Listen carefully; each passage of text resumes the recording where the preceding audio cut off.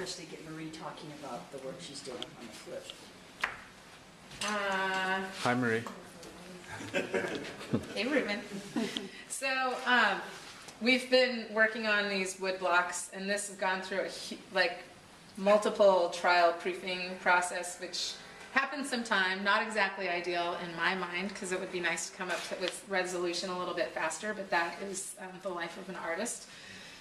So I kind of started with this version right here, and you can see what the difference is even with just inking levels. You can see that this is very light, this is almost the same palette, but the ink is hit, harder.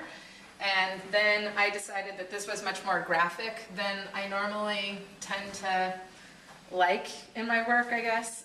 And in this, I'm really interested in kind of echoing the blanket bands. I also am kind of interested in how this mark looks sort of like a path or somebody like walk. I don't know. For me, it's very path-like, I was noticing. But anyway, we went from this print to a print where I used another kind of tool to cut into the plate, and I had to recut my top plate.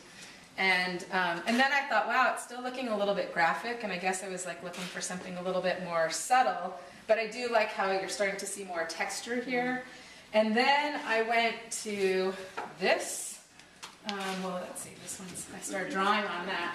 I cut a third top plate, and then I realized, well, I lost some of the things, maybe the dynamism and activeness that was in a previous iteration. And so now I am back to, probably something between these two. And you can tell this is actually the same print. One is mounted and one is not mounted, so you can tell the difference what a border does to sometimes formalize things. I actually like a bleed print sometimes because I felt like it would look more like fabric, which is one of the wool that I work with. So I liked the idea of not necessarily having the border, but in this particular case, I think the border of the paper kind of opens up the print. It doesn't kind of constrain it as much. But you can also see how much the palette difference just kind of changes the life of the work. So the inking levels are more restrained, and this is an example of the inking being much more intense, especially with the pink, for example. And so one thing that happened is that when I decided to go to this third investigation, I cut into my yellow plate.